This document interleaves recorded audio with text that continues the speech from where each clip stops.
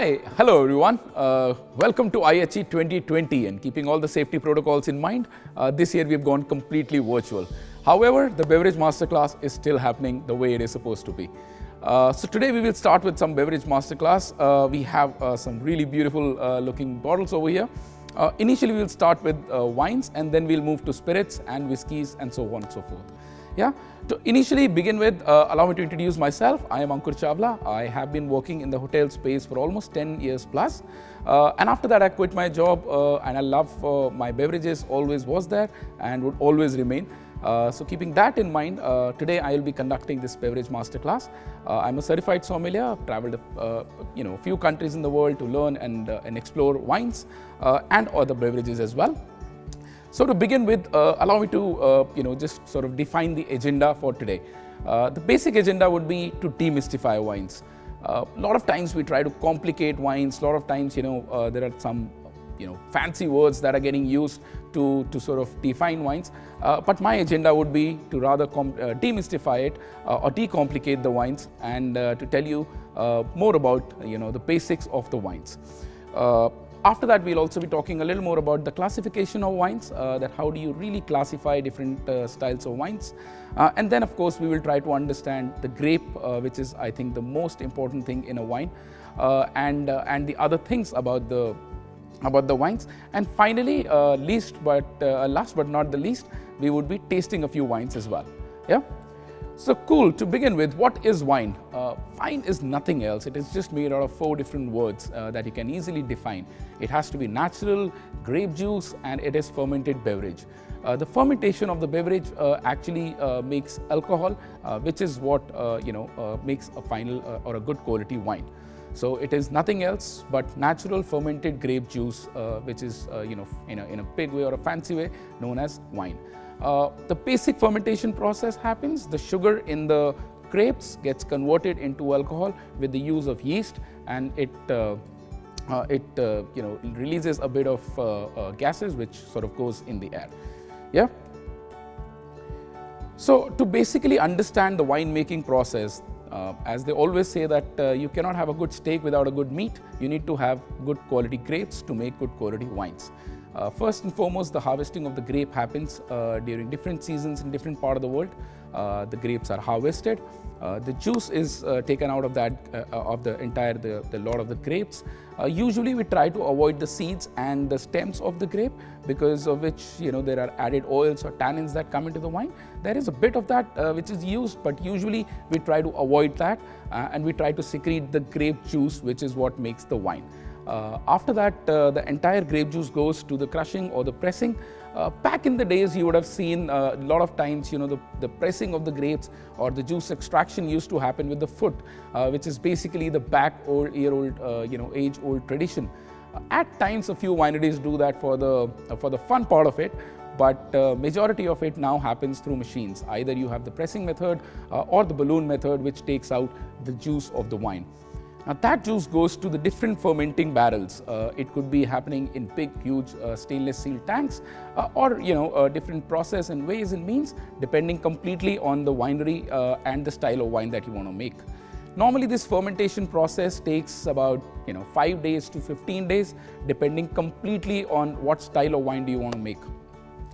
Post the entire fermentation process, which happens under controlled temperatures and in these fermented barrels, the yeast does its magic, and that is where we get the basis of the wine.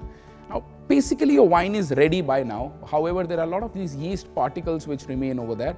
In order to kind of clear those particles, we do a process which is known as filtration, in which the crystal clear wine or the crystal clear liquid comes out. That crystal clear liquid is what is known as wine. However, what makes a good wine different than a great wine? The basic magic happens now. Now this particular liquid goes to either the barrels, or it can be in different ways it is done in terms of its aging. There are a few new world wines which are supposed to be had young, so this is pretty much ready for drinking. So normally in a young sort of wine or in a new world sort of scenario, it will be directly going to the bottling stage and then labeling, and then finally the bottle comes and reaches it to your bars. However, there are a lot of times when these wines actually go through the aging, Now, in that aging process, it can go through different styles of oak barrels, or it could be done in huge stainless steel tanks as well. If you want to really retain the young or the young notes or the fresh notes of the wine, you normally do it in a stainless steel barrel. However, majority of the wines or the big names of the wines that we normally hear goes through oak barrels. The oak quality or the kind of or the type of oak in which the wine is aged is also what defines what quality or what kind of wine or what kind of flavors you will get eventually. So yeah, so the wine can be aged for 3 months to 6 months, and there are certain wines which are even aged for 5 years to 10 years and so on and so forth. Depending on that, the quality of wine comes out. There is a myth around it as well that a lot of people say older the wine, better it is. Not usually the case. It depends on the potential of the liquid or the wine, that can it be aged for that long or not. Yeah, cool. So how do you classify wines? Of course, there are basic 2 styles of wine, which is as per the color. So there is something known as a white wine and there is something known as a red wine. There is also another kind of wine which is known as rosé, which is sort of in the middle of white and the red.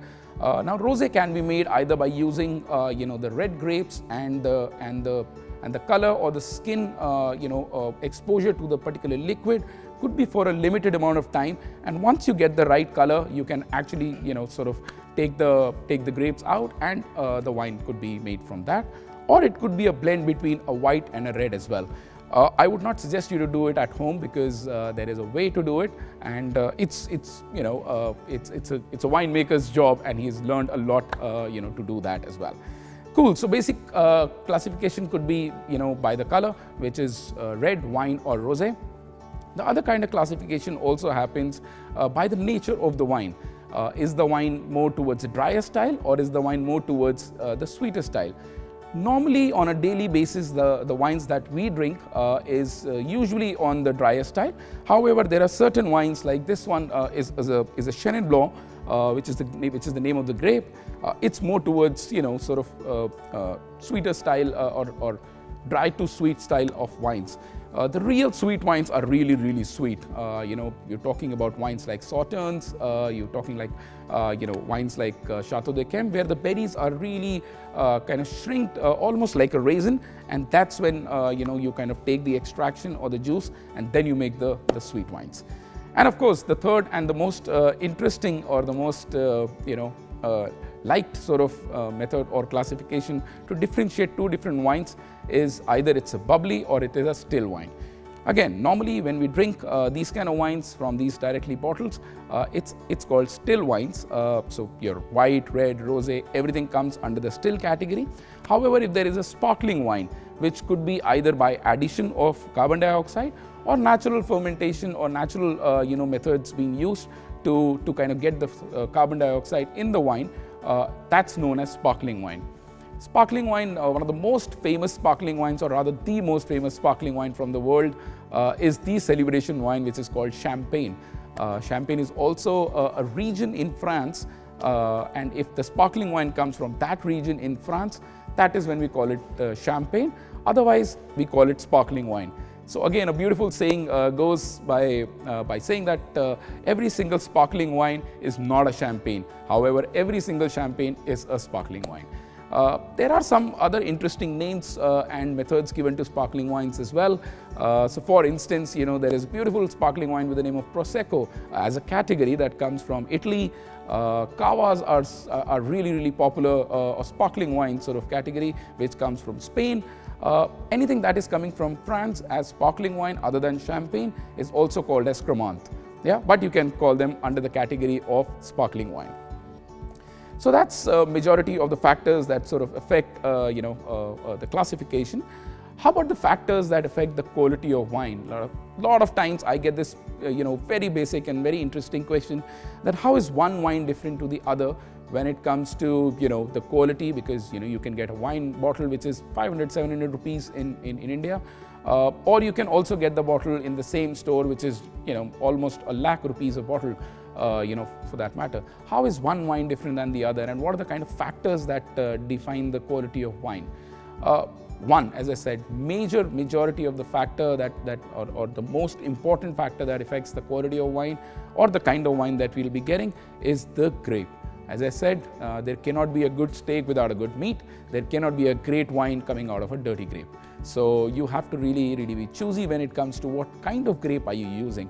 We'll talk about all the grapes, in length as well. However, just to give you a little perspective, there are different grapes that do different job. So a Cabernet Sauvignon kind of grape would be very, medium to heavy body, and it's a red wine grape, so it will usually give you a red wine. However, there's a grape, let's say a Chardonnay, which comes from a particular region of France, which will give you a very different wine than a Chardonnay coming from any other part of the world. But normally a Chardonnay and a Sauvignon Blanc would be two different styles of wine. Yeah? Cool. The next important factor that comes into the play is the region from where the wine comes from.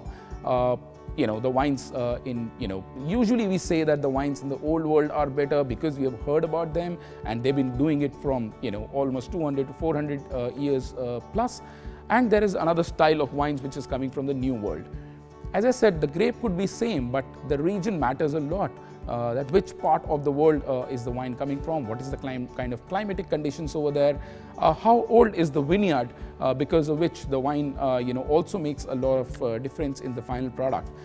So it completely depends on, are you coming from a colder region, are you coming from a warmer region. Normally a colder region wine will be much more in terms of, much more acidity. However, a warmer wine might give you, more amount of alcohol and much better and much bolder sort of flavors. The same grape grown in two different regions could be very different sort of wines as well. Yeah. The third, again, one of the most interesting ones, and I usually call it that this is where the magic happens. That happens in the winery or in the aging room. Now, normally what happens in a winery, once the juice has reached the winery, it is the game of the winemaker, who is a sort of chef, in a way, or a bartender in a way, wherein he's the one who's sort of defining the style of wine that it will be. Normally we see a lot of wines which are straightforward, one grape, So for instance, the wine that we'll be tasting today, it's a Chenin Blanc in terms of the white. However, the red one that we're tasting today, it's a Cabernet Shiraz, which is a blend of two different grapes. It's a Cabernet Sauvignon and it's a Shiraz. So again, it is completely depending on the winemaker and the style of wine that you want to make, which also, is dependent on the factor of aging. Now, aging is something which is very different from one place to the other. As I said, some of the countries or some of the wineries take out the wine which are very young and very new. So for instance, this wine that we'll be tasting today is 2017, which primarily means that 2017 was the year when the grapes were plucked and the wine was made. There could be wines which could be as old as my birth here, which is not very old, but yeah, it could be as old as that as well. So it completely depends, on what is the sort of aging process that is being done. And then the third and one of the most important and most unique, factor that comes into the play is something known as terroir. Terroir is basically a French word, which is basically a combination of a lot of different sub-factors, and that sort of defines how the wine can also be very different from the other. Just to give you a small example, as I said, it is a mix of different factors. It is about climate. What are the kind of climatic conditions that one region to the other region has? It is also about the terrain. Terrain basically is how and where the wines have been grown. So for instance, if there is a mountain and on the right hand side of the mountain where the sun rises, there are grapes, and there is another an area of grapes on the left hand side of the mountain as well where the sun sets.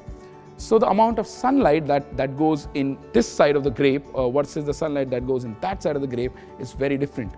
And that can actually change a lot when it comes to the final wines, finally when you're taking or tasting the wines. There could be wines which are grown right at the top of the mountain, and there could be wines or grapes grown right in the middle of the valley, which again could be very different for that matter. The kind of soil, again a part of the terroir, the kind of soil. Normally you will see in a lot of places, or usually let's say Champagne has got a lot of these limestone or gravel kind of soil which is very dry, and the wines or the grapes, the roots of the wines, vines, on which the grapes are grown, they go dig deeper to really get the the right kind of moisture or the right kind of of moisture or the right kind of water to actually grow the grapes. But there could be another style of wines which are getting made, let's say, somewhere else in the world, where the quality of the kind of soil that it is there is, let's say, maybe clay. Now that clay is got a lot of moisture in it as well. So that could give much more ripening to the grape. So that also is one of the factors or a sub-factor that comes under terroir as a grape. And then of course is tradition. There are wineries going on from ages, from generation to generations. And there are new wineries, which is very new style of making, and a young guy comes into the board and says, you know what, I'm going to change the way the wines were made. So it is very different, to taste a wine from a traditional or a generation-based family versus a wine which is made, by a young winemaker. Most of these wines in India that we taste, let's say Sula, Fratelli, are not very old. So you would see very different style of wines that are getting made nowadays in the newer style. However, if you pick up a bottle, let's say, of an old Burgundy wine, wherein the wine vineyards were going on from 200 to 300 years old, you would really see a difference, when it comes to the quality or the taste of the wine. Which one is better is another debatable question. I am not saying that since it is a generation-based sort of system, it has to be better. But again, it depends on what are the other factors that have played in, when it comes to the tasting of the wine. The best way is to do the blind tasting when you do not know where the wine is coming from, what is the label, and you're just talking about purely about the liquid. So coming to the major, the most important factor about the grape or the berry, as they say. The grape could be white grape or red grape, which also is known as black grapes.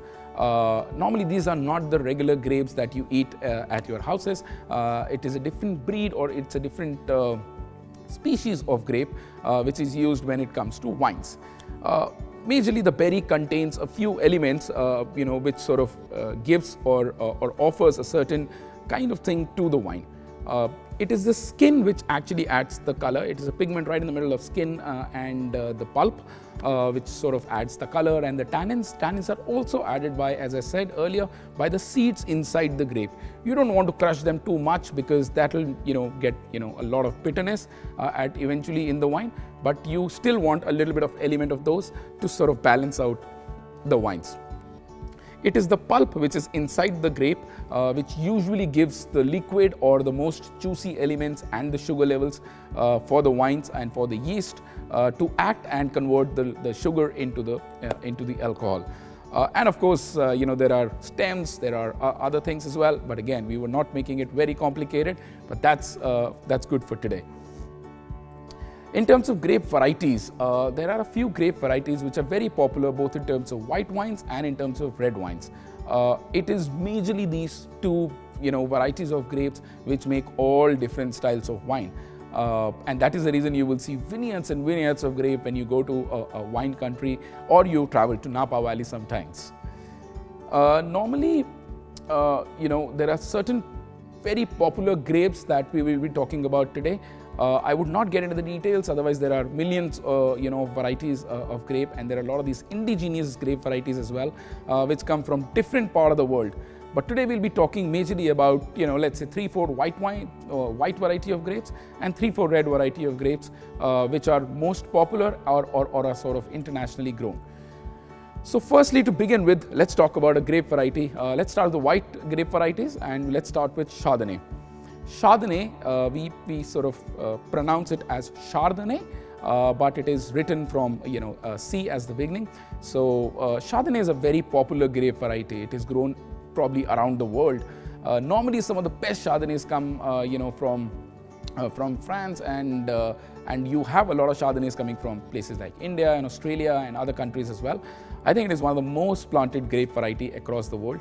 And you would normally see any wine shop that you go, you'll be easily able to pick up a Chardonnay. Chardonnay normally gives you a little bit of buttery sort of notes, and of course it is all about green apple and fresh fruits, and it's a young, vibrant sort of wine. Goes really well when it comes to food pairing. It goes really well when it comes to anything that has got a little bit of cream added to it. So maybe a salmon with the cream on it can go really well. In Indian context, a murg malai tikka can go really well with Chardonnay. However, there are certain Chardonnays which are actually oaked as well. By saying they are oaked, I would mean that the aging process of those Chardonnay happened in a lot of oak, and because of which you get the entire different element or a layer of oakiness or kind of smokiness to it as well. And some of these oak Chardonnays are really good. You must try them soon. The next grape variety that we are talking about is Sauvignon Blanc. It is pronounced as Sauvignon Blanc, B-L-A-N-C, and Blanc basically means white. Sauvignon Blanc is again a beautiful grape variety that is very popular again across the globe. It is much more vibrant than Chardonnay as a variety. It is much more flavorful when it comes to, and it is much more bold in terms of flavor when it comes to, the tasting. I personally love Sauvignon Blanc as well. There is a way to kind of fix up and get to know how it is a Sauvignon Blanc or how it is different. A peculiar taste or fragrance of Sauvignon Blanc would have certain amount of green elements, which would mean you might get a flavor or a nose or aroma of an asparagus or green bell peppers and stuff like that. So that is how you pick up a good Sauvignon Blanc. It can go really well, with bolder dishes, and usually we say that white wines go well with white meat, and I think that sort of remains true to a great extent. However, it depends a lot on the sauces and a lot on the spices that have been added. But for a regular, seafood sort of, dish or an entire table full of seafood, I would pick up a Sauvignon Blanc. Next grape variety, again white, which we'll be talking about, is again a beautiful grape variety which is known as Riesling. Now, a Riesling could be a very nice grape variety for chilled out evenings. You can just have a sip on them and enjoy it just as an aperitif. However, there are certain serious Rieslings as well, which and Riesling normally are known to come from places like Germany and Alsace, which is sort of the border of France and Germany. And you get really good Rieslings over there as well. There are a lot of times when you enter getting and start tasting white wines, you can start with Rieslings, but I know some of the biggest connoisseurs of the world still enjoying a good bottle of a Riesling wine. Again, a very peculiar way to find out it is a Riesling or to understand the glass liquid has Riesling in it is that normally I try to pick it up in the professional scenarios when I get a little bit of hint of petroleum or a little bit of hint of sort of LPG in the gas, but in a good way. It's not in a bad way, but that is Riesling for you. And Riesling is again very flavorful. Normally you have a lot of dry styles of Riesling, but you have got some amazing sweeter styles of Riesling as well coming from Germany. So next time you get your hands on, please do try a good bottle of Riesling. Cool. So these were the white grapes. Let's talk about the red grapes a little bit more.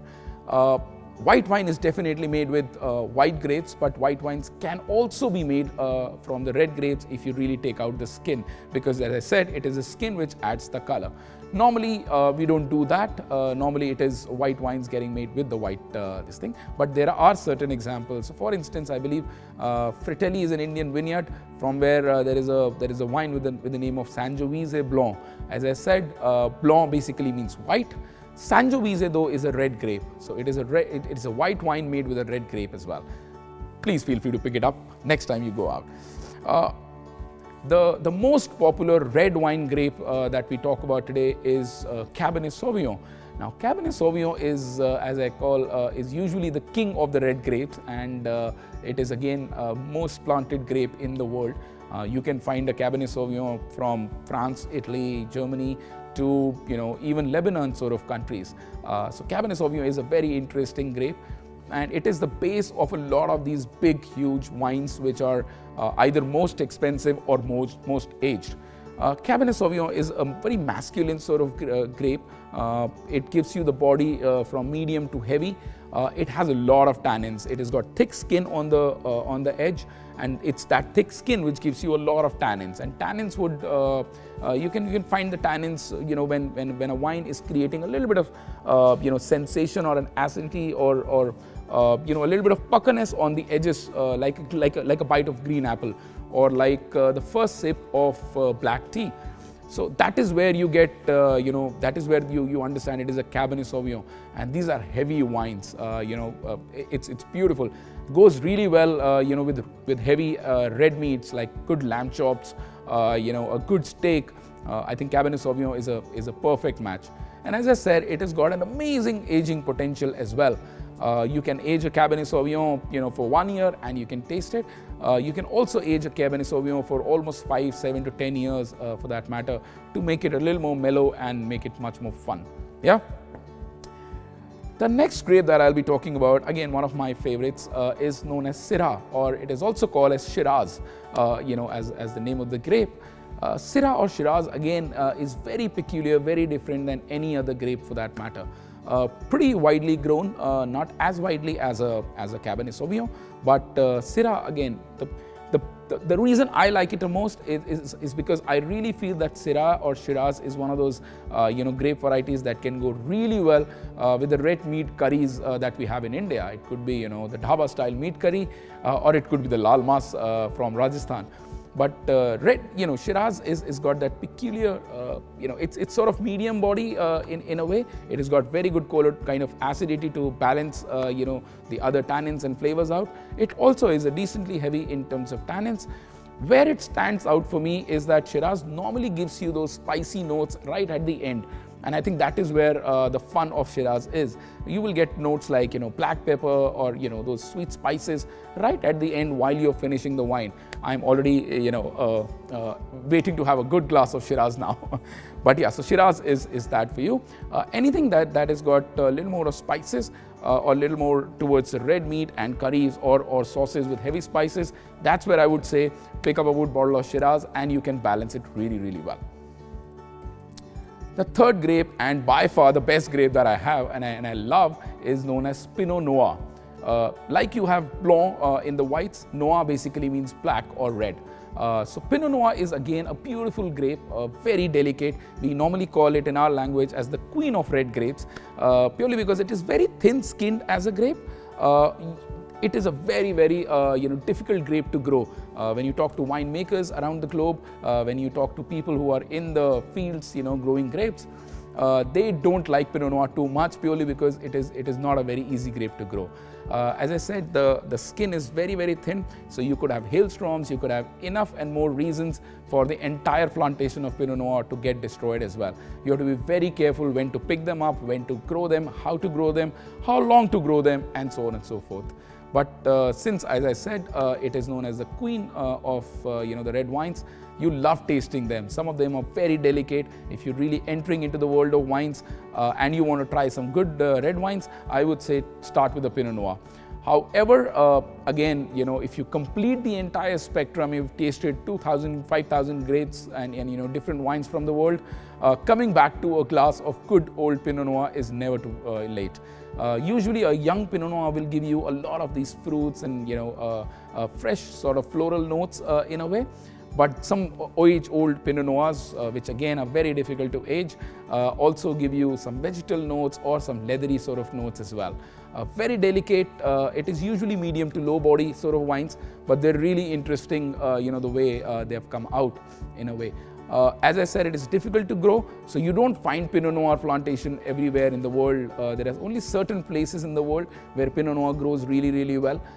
Burgundy Pinot Noir or Bourgogne Pinot Noir, as we call it, from France is one of the places that you must try a Pinot Noir from. Yeah, and New Zealand Pinot Noirs are also getting very, very popular. I've not really seen any Pinot Noir coming from India as of now. Hopefully in Himachal, I don't know, but that's the controversy I was trying to create. Cool. Coming to the best part of the show, we will taste the wines now.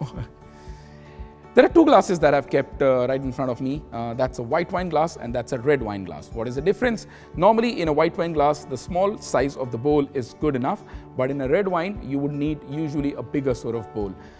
People have or brands have gone to an extent of creating different wine glasses for different grapes as well, purely because that is, these are the kind of glasses where the wine performs the best. Of course, the first and foremost thing that you need to do is to make sure that the storage of the wine has been done very nicely in a controlled temperature.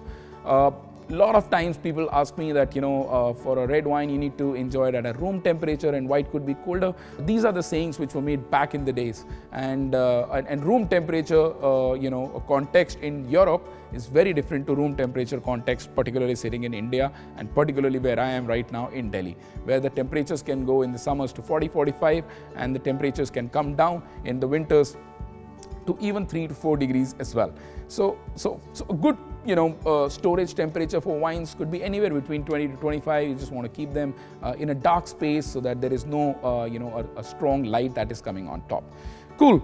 Let's not waste a lot of time, and I can't even wait to try the first wine of the evening, which is a white wine. It is Sula. It is Sula, which is coming from Nashik Valley in India, which we fancily call Napa Valley of India in a way. But you have got a lot of vineyards now. If you do get a chance, make sure you go to Nashik, and go through at least 5-7 different wineries, taste different wines. That's the fun part of it. The grape that we are tasting today is Chenin Blanc, and as I said, it is more towards semi-dry and somewhere between semi-dry and sweeter style. So cool, here we go. Normally, when you're serving the wine to anyone at your house or at a professional scenario, try to keep the label right in the front, so that the person can see it. A little bit of wine. Usually we keep it, little less. A lot of times, again, people ask us that, though it is a silly and a basic question, but no question is bad question, as I always say, is why do we pour only this much of wine in a glass? Why not make it a complete little drink for yourself? Purely because, see, as I said, this wine was, in this particular case, was bottled in 2017. So now when the wine is in the bottle for almost 2 to 3 years, it is, we consider or we tell everyone that wine is a living organism and it changes over the period of time. So if the wine has been stored in the bottle for that long, you would want the wine to come out and breathe and take air a little bit so that it can release decent amount of flavors. Yeah. Cool. So basic steps when it comes to tasting of wines is, first and foremost, you would see the wine. Not for the mosquitoes or the insects. However, that is also a good reason to see wines, but there are other reasons as well. The first and foremost reason that you see the wine is just to make sure that the wine quality is perfect. As I said, wine is a living organism, so it can change as well. There could be chances that during the transport, during the storage, there could be some issue and stuff as well. And right now we're drinking a wine which is a corkscrew wine. A lot of times we also have, it is a screw cap wines. A lot of times we have a cork as well in the wines. At times, because of different reasons, not primarily because the wine quality is bad, but because of different reasons, the cork also disintegrates, and at times you have these wooden particles as well. So keeping all of that in mind, you see the wine. The second important reason that you see the wine is to understand how old the wine is. Normally in a white wine sort of scenario, it will go from lighter to darker, and for the red wine scenario, it will go from darker to lighter. Yeah. So cool, it seems like a good quality wine. Normally, I would highly suggest, in case you're doing professional tasting, look at the wine with a little bit of tilt towards a white background so that you understand what is the kind of wine. So for example, this wine is got beautiful color right in the middle, which is light yellow but golden edges at the end as well. So yeah, it seems to be a nice wine. The second step that you do with the wine is swirl it a little bit, just a little bit, so that the wine actually opens up. Now, that is something that we do, as I said again, the wine could be in the bottle for quite some time. Now, by doing a little bit of that, what you're doing essentially is incorporating the air in the liquid. And by doing that, a lot of flavors and a lot of, aromas sort of start coming out. A small experiment that you can do at your house or at your home is that pour a glass of wine to yourself and smell it and see what are the kind of aromas that you're getting. And then give it a little bit of swirl, and then again see or imagine the kind of aromas that you're getting. And I can assure you that there'll be two different wines altogether when it comes to aromas. The third thing that we do with the wine is to smell it. Now, the reason we smell it is basically to understand that, one, there are no off smells. There are times, some kind of oxidation can happen to the wine. So that is the basic reason of understanding, or smelling the wine. But the major reason of it is also that you're trying to understand what are the kind of aromas that these wines are offering, and where is the wine coming from, and and so on and so forth. So smelling the wine, yeah, it smells nice. It's giving me a lot of sensation of these ripe fruits. As I said, it is a Chenin Blanc, so it is giving me more towards the sweeter fruits, not really the green apple ones, but really the ripe apple, or banana sort of flavors. I'm also getting a little bit of pear in the wine. Normally, when you feel that it's getting a little complicated or you're not trying to get a lot of flavors, there are these wine charts or wine aroma charts that actually come, which is basically a circle of a lot of flavors, and from inside you go to outside. It could be woody, it could be fruits, it could be vegetal, and so on and so forth, and you will define the wine flavors as well. Cool, so smelling is done. Now comes the sipping part of it.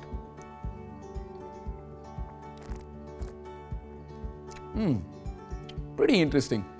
Now what I did over here was that as you do, as you sip the wine in, I always suggest to keep the wine on the palate for quite some time and let it roll around your palate so that it gives you all the flavors. Normally on the palate or on the tongue you have different edges for different kind of flavors, and that is why I say that it is always good to sort of rotate it around the palate. Now it seems to be a pretty interesting wine. Pretty balanced wine. I love the wines which are balanced and not off balance, and that is what creates one of those good wines as well. It's giving more towards the sweeter natures, sweeter sort of aromas and flavors on the palate. It kind of confirms the nose as well, wherein I was getting the kind of flavors or aromas on the nose are a similar kind of flavors that I'm getting on the palate. I think the acidity level in the wine is pretty high, which is pretty good, and I think it can go really well with a lot of dishes, even Indian dishes as well. It's quite bold when it comes to flavor. And the last step, when it comes to wine is always to savor it and always to enjoy it with friends. Wine is always enjoyed in companies. Drinking it alone doesn't really, make a lot of sense. And there is a beautiful saying that also goes by saying that there is no good story which started by saying I had a wine by myself. Yeah, so I would always suggest enjoy a good wine with a good company. And in case you do not find a company, I am a call away.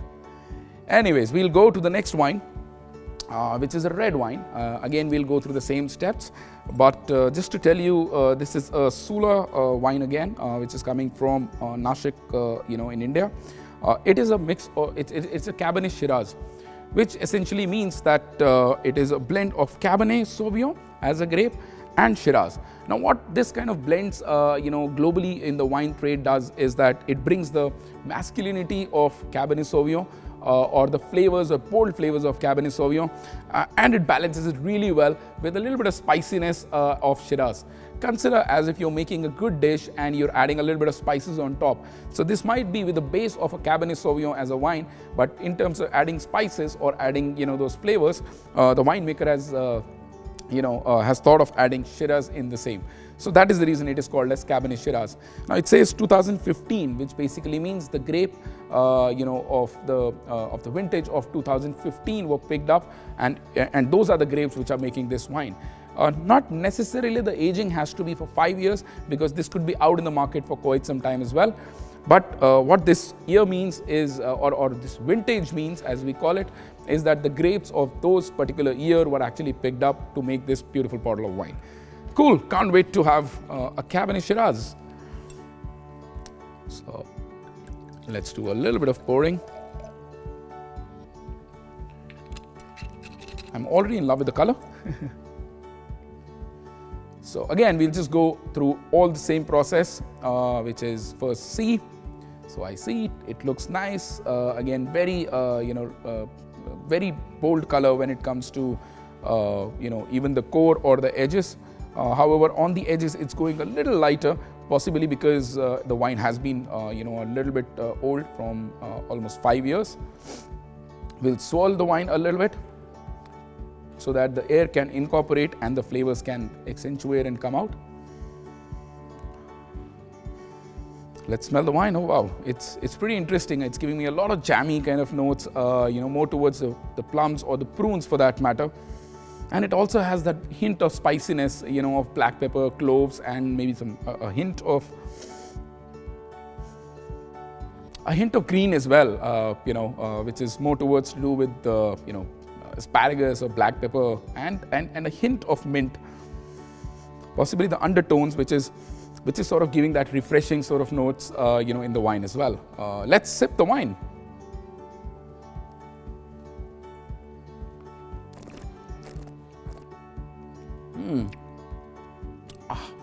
That puckiness or the sensation that comes is purely because of the tannins. If you remember, they're on the skin of the grape, and they kind of shrink the outer parts of the tongue, and that is good as well in a great way. It is giving me a lot of sweet, or the red fruits, or the baked fruits for that matter. It reminds me of actually Christmas time, wherein you have these beautiful cakes which are made with rum and a lot of different flavors, wherein sweets and spices and all those things. So there's a lot happening when it comes to this particular wine. And as I said, the tannins are really, really beautiful, and they're really mellowed down right now. But these kind of wines wherein you have a lot of tannins are usually very good when it comes to cutting off the protein of the food as well, in terms of the food and wine pairing.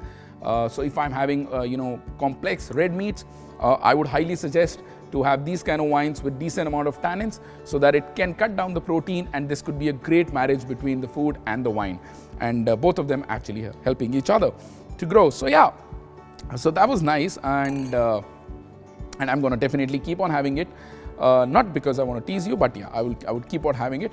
And here is a small little wine chart that I was talking about. This is aroma, this is flavors, and it comes really, really handy when you're sitting by yourself and doing a professional tasting as well. So that was it about wines, and I am Ankur Chawla. You can follow me on Instagram at Ankur Chawla, or I am a call away any given point of time. And this was fun session, yeah. If you have any questions, any queries, you can shoot us, with your questions, queries. And thanks to Indian Hospitality Expo 2020 to go virtual, but still not losing the hope, and still having a lot of enthusiasm to make sure that we all come together as an industry and say cheers to wines.